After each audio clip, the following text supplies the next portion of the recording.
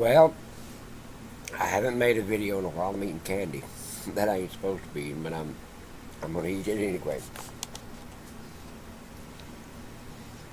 Uh,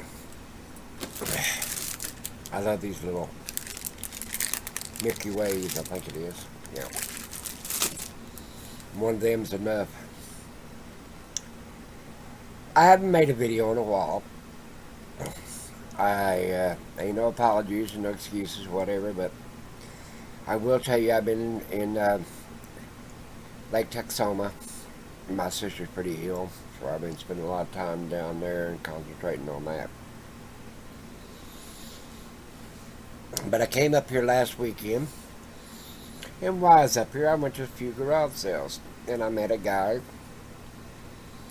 I want to say a beginning prepper. I don't know how long he's been prepping, but anyway, he gave me a telephone number. I need to probably call him and talk to him. Uh, Survival and prepping and this, that, and the other. Like I said, some people like me's got more crap than they need.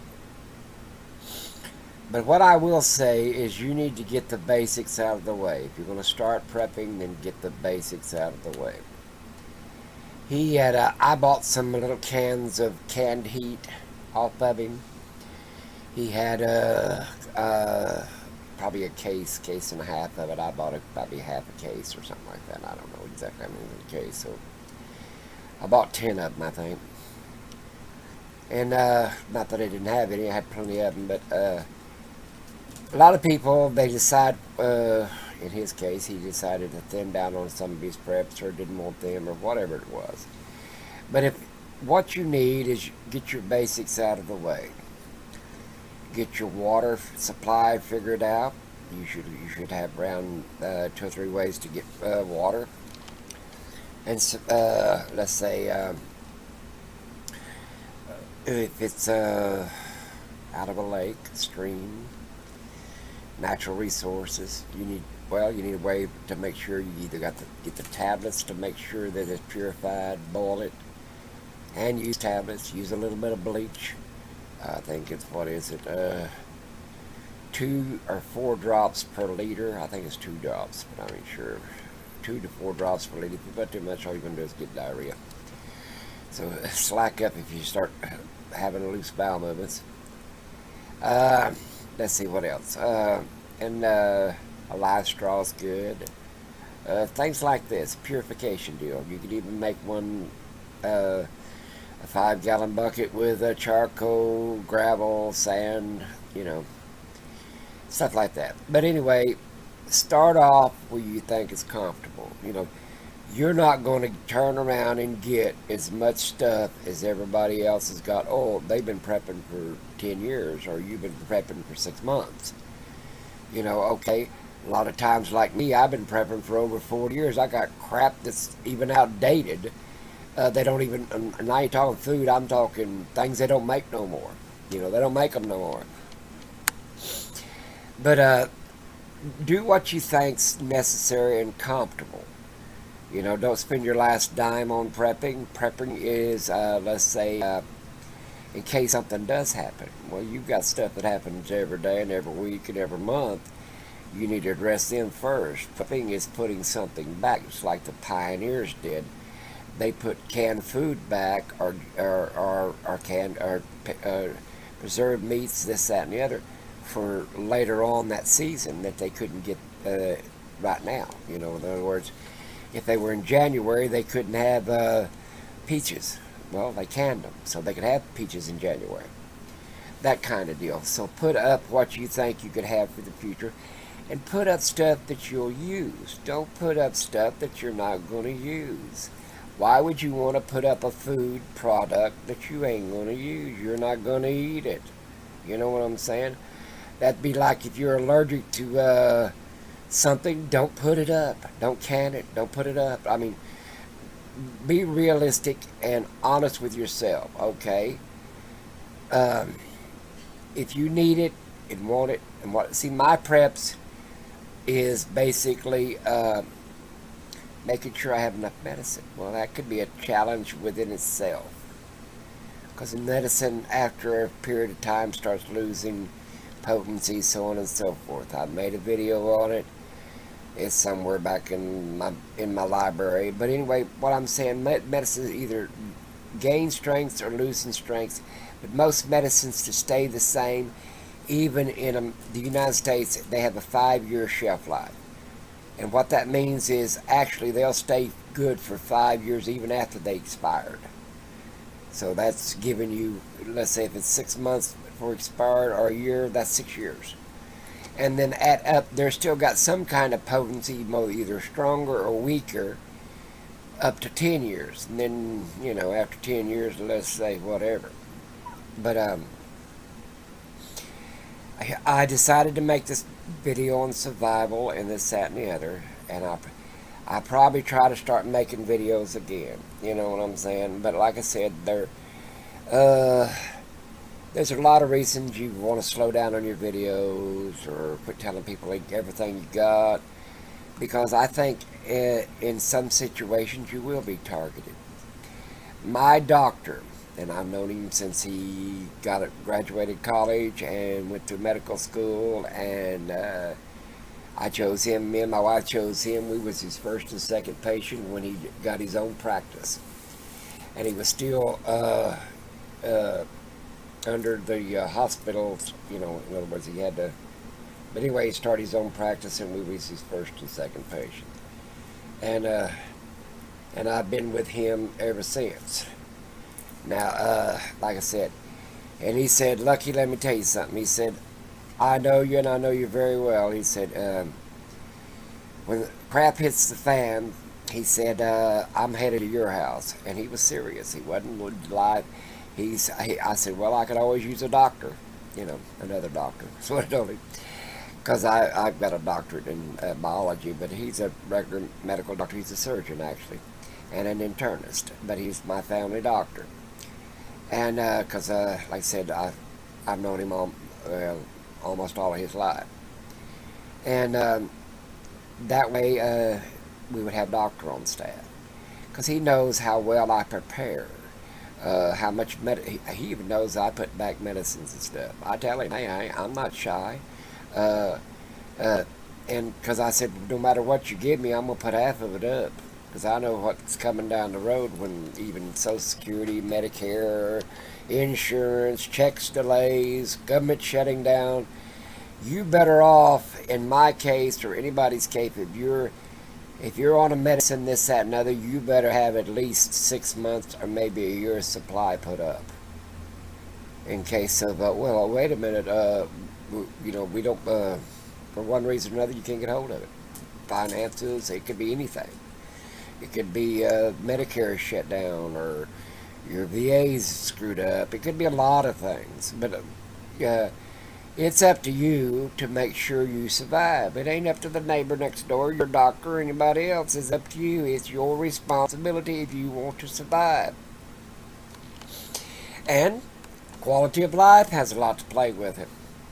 Would I want to survive as a vegetable? Hell no. Do I want to survive suffering? Hell no.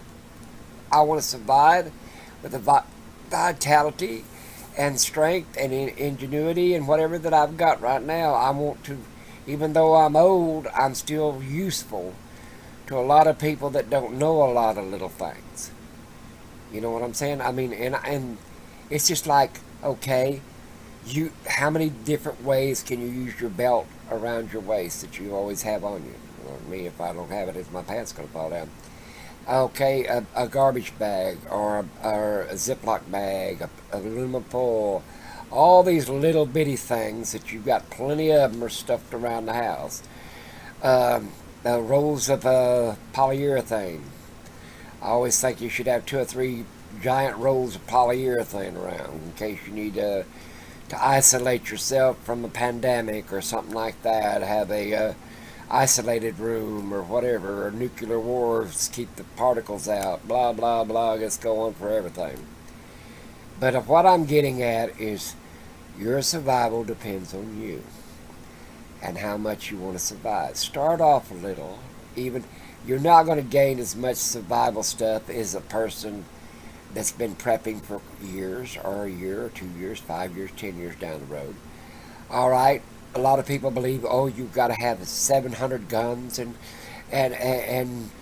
2 or 3 semis of ammunition. Well, if that makes them feel comfortable, they can have it. Hell, it's America. To me, I had made a video of what you need per gun, and I think you should have. I think there's 5 guns I named. It was a handgun, a shotgun, a hunting rifle, a pellet gun, and a 22 rifle. Okay. And that should be about cover what you need, and you should have at least 1,000 rounds for each gun you own. And well, things like that is what I'm getting at. Is just there is ways to prepare for little bit, little bitty things and big things. But you've got to start off somewhere. Excuse me, I need your phone. And start off with what you can afford, what you need. You don't store nothing you don't need. Don't. If you're allergic to something, don't store it. You're allergic to black-eyed peas, don't put them up. Just common sense stuff. Okay, and that's about what all I got to do and to say this time. But tell you what I've been working on is tents. I've been camping down there at Lake Texoma, and I've bought 5 tents in the last 5 months. And I have found nothing worth a damn on the market that suits me. The automatic fold-out ones that you put around the sides and zip up. I've had army tents. They're come closer than anything. But I've decided that I am going to make my own. And I'm going to make a video of it. And it's going to be sort of on the greenhouse deal, because a greenhouse type tent or type structure, they're pretty damn sturdy. You want to know the truth. But I've tried all kinds of tents, and this would be for all kinds of weather. And some of these little tents that you buy pop up, or even them little deals that you go to the baseball games that fold out, and then you put the sides up and all that crap. Hell, 40, 50, 60 mile an hour wind, even if you nail it, they sort of blow apart. And so I'm going to, and then I don't want something that you have to squat down and crawl in like a pup tent, I mean, I'm old, I like to walk in, shut the door, and walk out, So therefore, I'm going to make my own design of a tent. I've already figured out how to do it, how it will be insulated, and so on and so forth. I want to make that video. And it's good. It will hold up just about in any kind of weather, hell included. So let me let you go. I'm gonna put this thing up, and hopefully, like I said, I'll start putting them up regular. The last time I only got one comment and about 30 people that watched it. So I guess I'm falling off the loop. You guys take care and have a great day. And remember, you got to start somewhere. So you might as well start with what you think that you really need. Come to find out, about half of it you didn't need anyway. But when it comes to the end of whatever hit, if it's how severe it is, you might not figure out you didn't have enough. You never say, oh, I had too much. That's only if you're traveling across country like the pioneers and they started throwing their shit out. Hopefully you're bugging in, bugging out, or whatever. You found everything in your bag should have at least 10 now. I'm not saying 2 or 3 purposes. It should have 10 purposes, or it shouldn't be in your bag. You see what I'm saying? And at least multiple purposes, like at least 3 purposes for anything. I don't care what it is. You should have 3 purposes for a cigarette lighter. Yeah. Or 3 purposes for a candle, or 3 purposes for a baggie. You know what I'm saying? Some things you would have 10 purposes for it. It's just the idea and the knowledge of what can I do with a certain thing. And it's out there. Study it. Do your research. Don't let somebody else, tell you what you need. You should know exactly what you need, because you're the one trying to survive for yourself. And it's up to you to survive.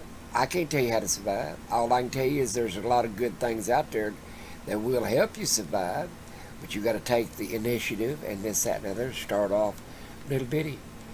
If you have, let's say you buy a bottle of bleach, a gallon of bleach, buy a pint of bleach and put it up for purifying water, uh, clean your clothes, whatever. You're going to need all this stuff, even toilet paper. They're not going to make anything if it really hits the fan. They're not going to make a damn thing.